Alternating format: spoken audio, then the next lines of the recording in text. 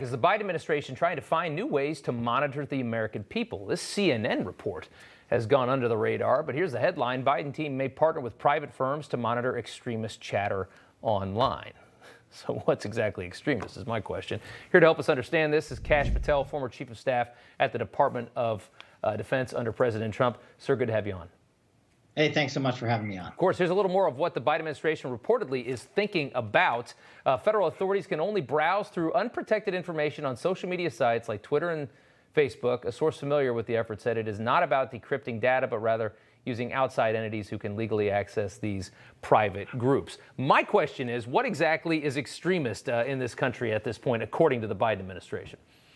Well, I think you nailed it right on the head. And thanks for covering this topic, which nobody else seems to care about. Yeah. It is the continued politicization by the Biden administration of the national security of the United States of America. As a former federal prosecutor who worked in the National Security Division at the Department of Justice, when there was intelligence and evidence to act on orders of white supremacy or domestic terrorism, we would do so. And the fact that they haven't issued the following statistic: domestic terrorism at its lowest point in U.S. history in the last quarter century. Mm-hmm. And as far as the other so-called white supremacy going on in the DOJ and the Department of Defense, when I was chief of staff there, that was so utterly offensive to hear to the men and women who served in the United States Army. And it's not buttressed by any facts. It's just a continued politicization of this narrative that they want to be true.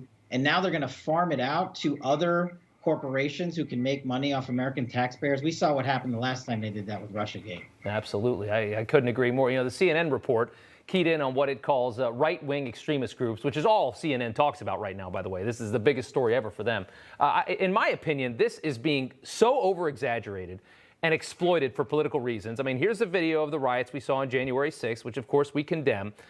They hinge so much of the coverage on the idea that that officer who sadly died that day was beaten to death with a fire extinguisher. We've learned basically now, we almost know at this point that that wasn't true, even though we still can't get a straight answer. But now they're indicating basically he might have just had a stroke.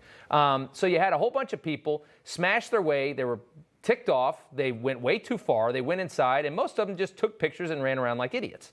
And they're trying to make this into 9/11 times 100. How ridiculous is all this to you?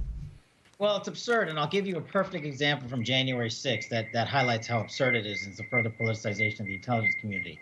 The fact that they are using no evidence to support their claims of white supremacy is only further sort of laughable when you say, on January 6th, when you were around the U.S. Capitol, the subways and the Starbucks had boards around their windows and signs. Are you telling me that the subways and Starbucks have better intelligence and evidence than the United States government to collect?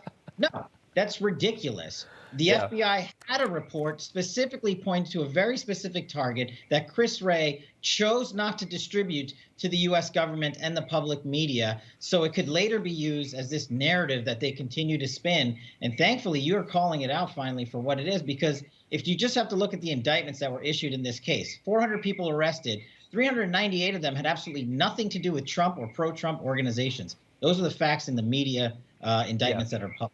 But if you watch HBO or CNN right now, there's this whole culture of people that are going to explode and take over the whole country. They get into Congress and they have they have flag sticks and they steal a gavel and take a couple selfies and they get arrested.